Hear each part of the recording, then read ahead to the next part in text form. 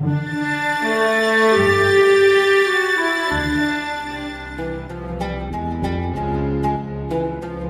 एक ऐसा देश है जो सिर्फ एशिया में ही नहीं बल्कि यूरोप में भी आता है। इस देश का आधा हिस्सा यूरोप में और आधा हिस्सा एशिया में बसता है।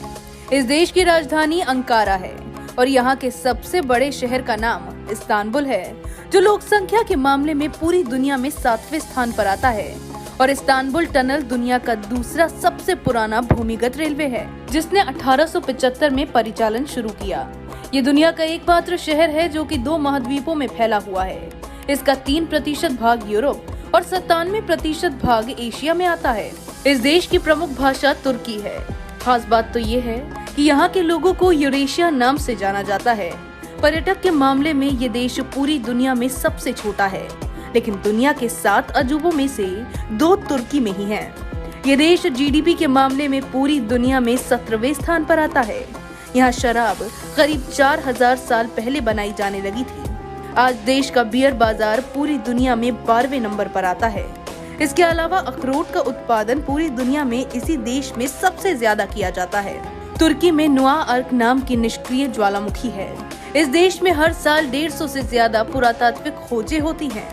तुर्की की 99% आबादी मुस्लिम है।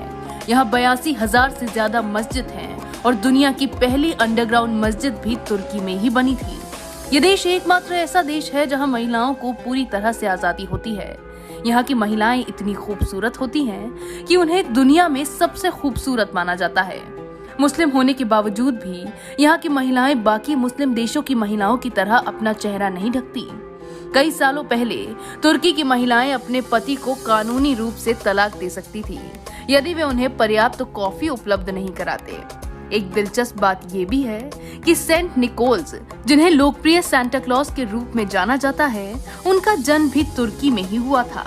1934 में एक कानून पारित होने तक अधिकांश तुर्कों के उपनाम नहीं थे। और तो और तुर्की की दुनिया में सोशल मीडिया नेटवर्क उपभोगकर्ताओं की 7वीं सबसे बड़ी संख्या है। साथ ही तुर्की में चिड़ियाओं को हिंदी कहा जाता है। तुर्की के लोगों का मानना है कि चिड़िया हिंदुस्तान में पैदा हुई है।